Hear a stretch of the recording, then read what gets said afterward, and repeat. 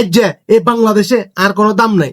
আর আর দাম না থাকার সবচেয়ে বড় কারণ হচ্ছে আর বাপ, আর বাপের কারণে যার কোনো দাম নাই। আজ যখন ছোটবেলা খেলতাম গেছি আর বাবা আর হিডিয়ানি হুট্টো বইছে, হুট্টো বইয়া কয় হড়ালেখা করে যে গাড়ি ঘোড়া চড়ছে, তুই খেলবি কিনলে তুই হড়ালেখা করো, হড়ালেখা করলে না তুই গাড়ি ঘোড়া চলতে পারবি, টিয়া কামাইতে পারবি। আচ্ছা আর বাপের বুদ্ধি ধরি হট্টাম বই গেছি হড়ালেখা করছি। অথচ নাইম শেখ হেতার বন্ধু আসিল, হেতে কিন্তু কোনো হট্টো বইয়ে না, হেতে খেলিয়ে গেছে, হেতে খেলতে খেলতে যে হেতের দাম বাংলাদেশে বিপিএল এ 1,10,00,000 টাকা হয়েছে। আর আই কিচ্ছি আয় ওই অন কি গড়িতে বইবে শুধু হডিয়ে রে, আর হড়া লেখা অন শেষন না, আর গাড়ি ঘোড়াও আয় উঠতাম হারিয়েন না। আর অথচ নাইম শেখ কোটি কোটি টাকা কামালার গই। হাই রে আব্বা, আপনার লোক আমার কি শত্রুতা ছিল আব্বা, আপনি যে আমার এইভাবে বাসটা দিছেন আব্বা।